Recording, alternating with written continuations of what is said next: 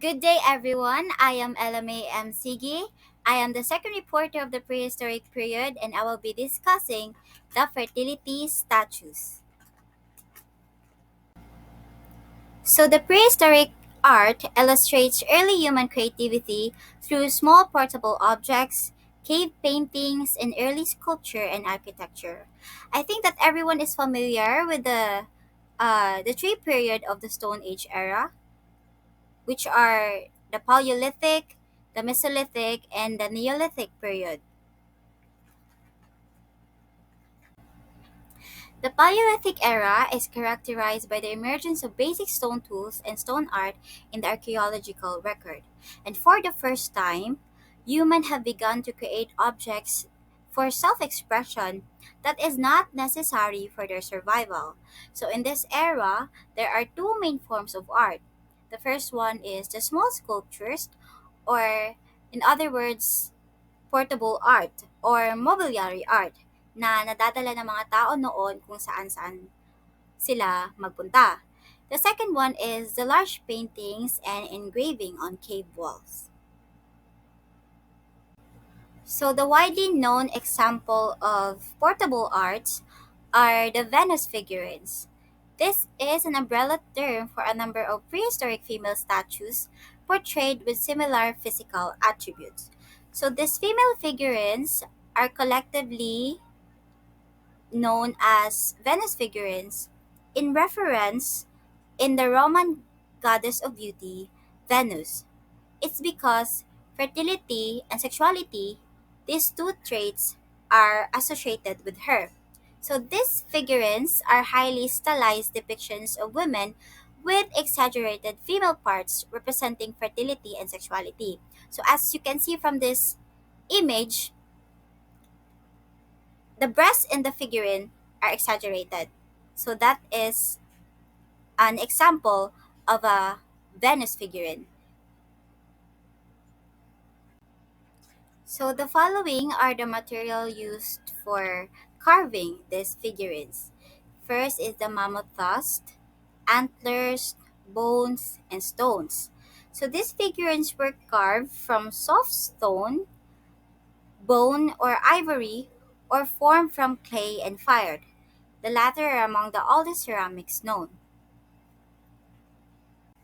So the stylistic features of these figurines are the oval-shaped large belly, wide set thighs, large breast, typical absence of arms and feet, and blank faces.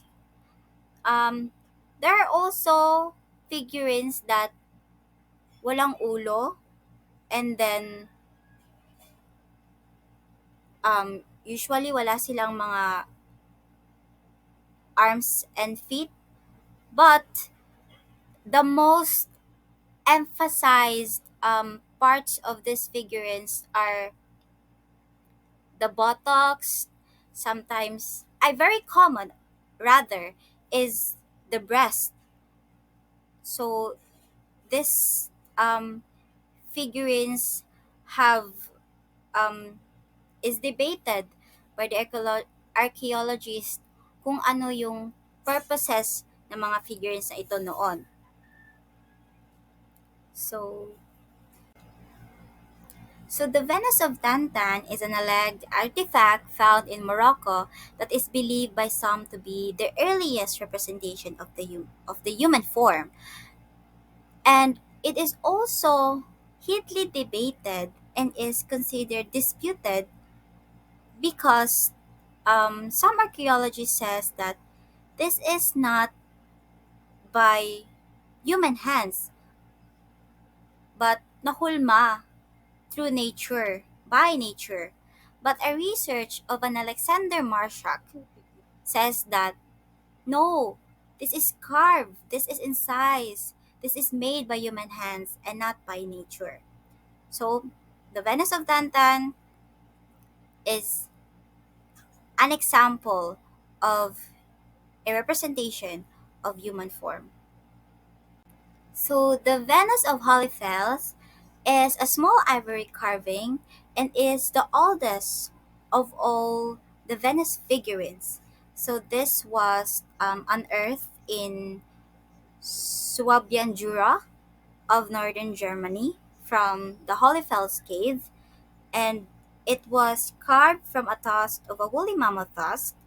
And as you can see from the image, there is no head, and the breast is exaggerated,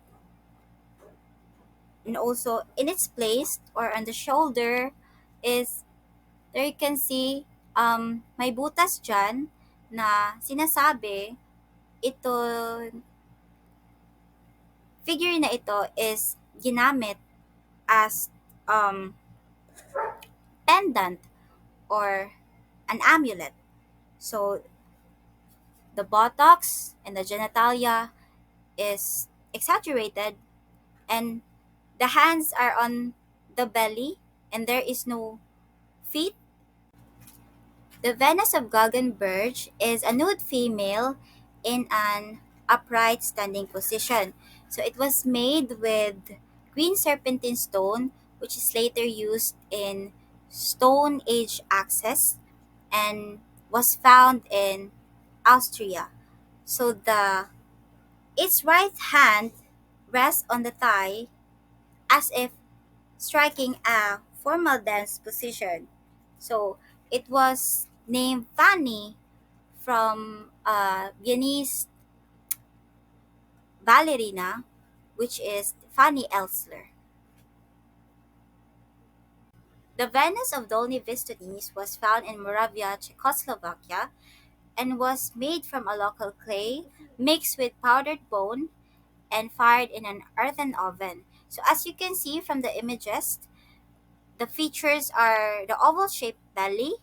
I think that it indicated a um, pregnancy, and the buttocks are exaggerated, and especially the breast. So next is I think the most famous and known Venus of all is the Venus of Willendorf, which is found in Austria. This Venus is made from a type of limestone called oolite, and also this figurine originally had a reddish paint ochre that is now mostly lost. And I read it somewhere that um, that reddish paint, is associated with the menstruation of females. So that is the Venus of Willendorf. So the Venus of Lespugue was carved out of ivory, soft stone like limestone, serpentine, or more rarely ceramic clay. So as you can see from the images, the features are very exaggerated, like the breasts, the buttocks, the thighs, everything about this Venus. Um, fact lang, a trivia, uh,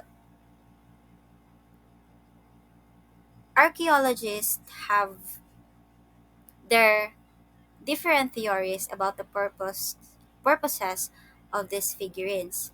Some says that this is used for rituals. Um, it is also used for like accessories, and also it was the subject of beauty standards way back in the prehistoric period.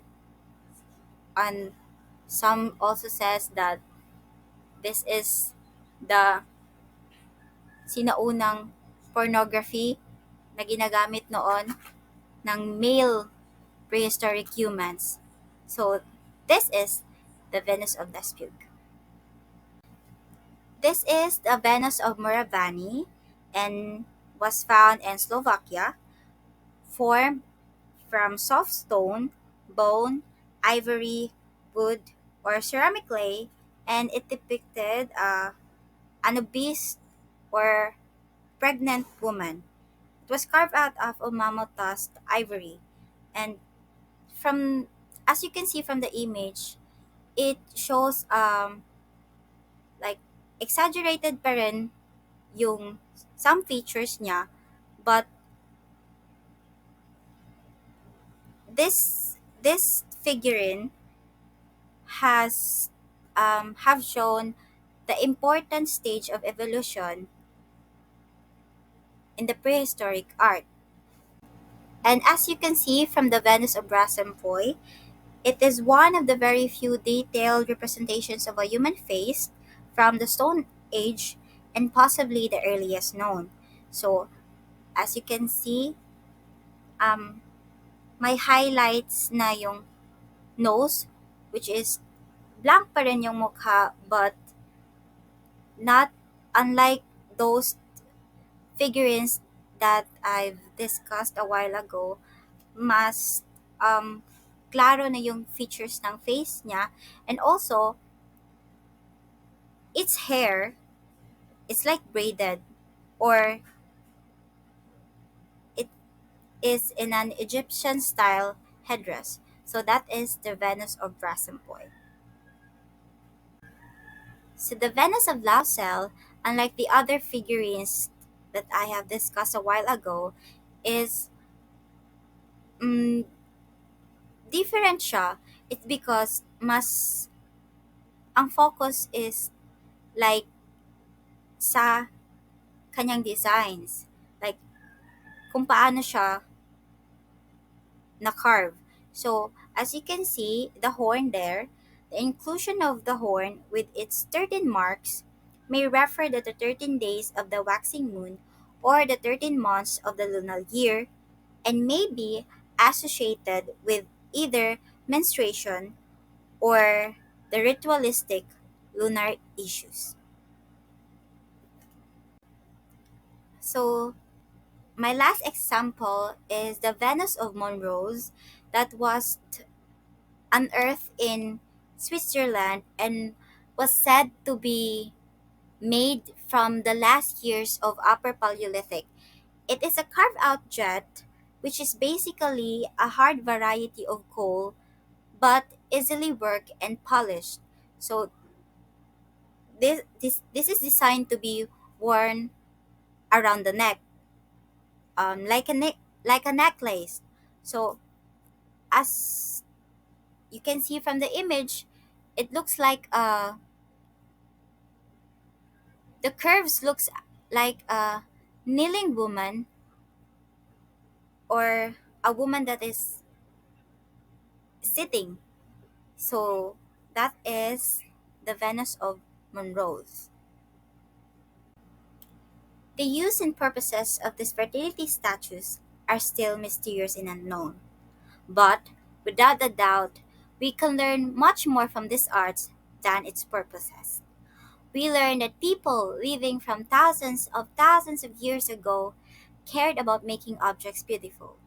And we learn that they had awareness, that the nomadic people of the prehistoric period had an awareness of the importance of women. That is all for my report. Thank you everyone for listening.